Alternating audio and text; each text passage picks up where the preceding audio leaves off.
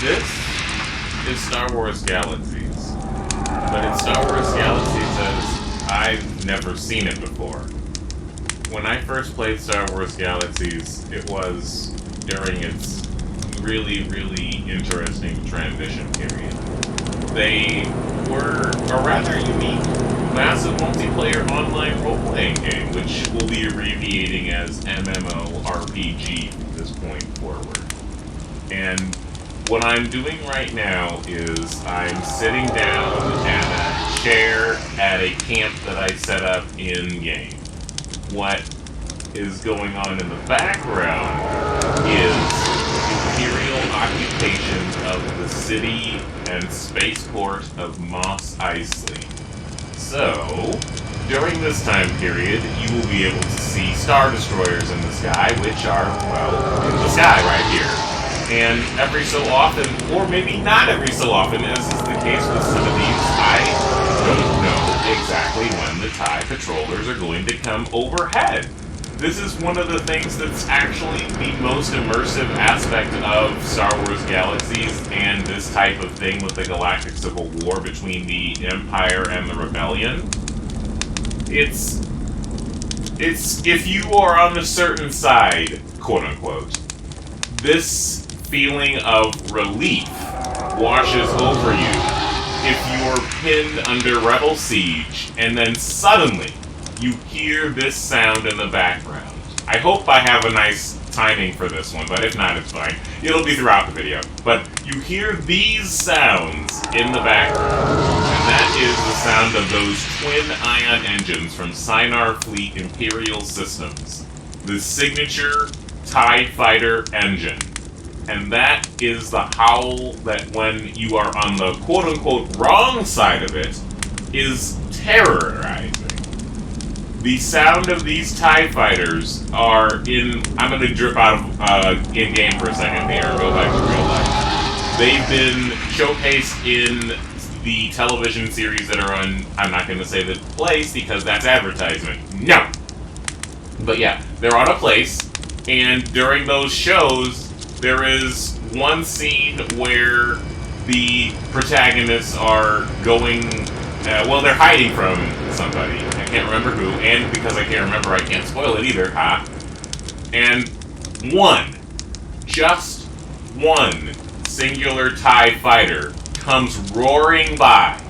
It is a feeling that the fandom as a whole, I think, agreed that showcased what it meant to be terrorized by the Empire. Just the sound of that engine will put fear into the hearts of people that have seen them besiege entire cities with their squadrons, as well as knowing the quote-unquote almighty power of the Empire, and all that jazz. There's a lot of that in this game as well, to where when you're in Mos Eisley, you can see stormtroopers now, and if the rebels ever do manage to siege it long enough to liberate it, you'll be able to start seeing rebels there. Or, if in the case of a neutral split to where it is 50-50, there will be an independent faction in the middle between the two of them, I think. It's been a while since I played this, about 15 years. You'll have to give me a little bit of a break here. So yeah, what I'm doing right here is setting up camp after having successfully hunted and gathered the materials from several creatures native to Tatooine. I probably figure you know we're on Tatooine by now with those signature dual suns, but if not, halfway into the video, we're on Tatooine. And I also mentioned Mos Eisley, which I hope you know is on Tatooine, and is not a real place on Earth in real life. But yeah, so from here on out, I'm just going to let the video play, and I will explain one final... Actually, no. Yeah, never mind. I'm going to explain one final thing before I go.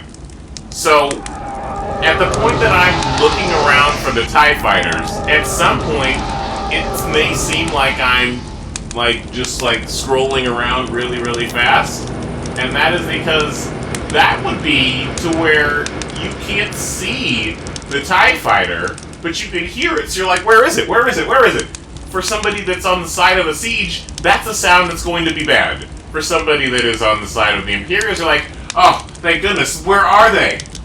And that's the type of thing. Both can be a completely different feeling. So, I'm going to re-upload this video with no commentary, so you can just hear what, essentially, anybody at about 1.5 years after the Death Star exploded. This is 1.5 ABY, which is technically what we in the fandom call Battle of Yavin, I guess. And, yeah, there's different calendars. Like, there's various planets have different calendars. Anyway, it's just ambient. You feel as if there is a looming presence, always. Sometimes it gets quiet. For a long time, it can get quiet. But then...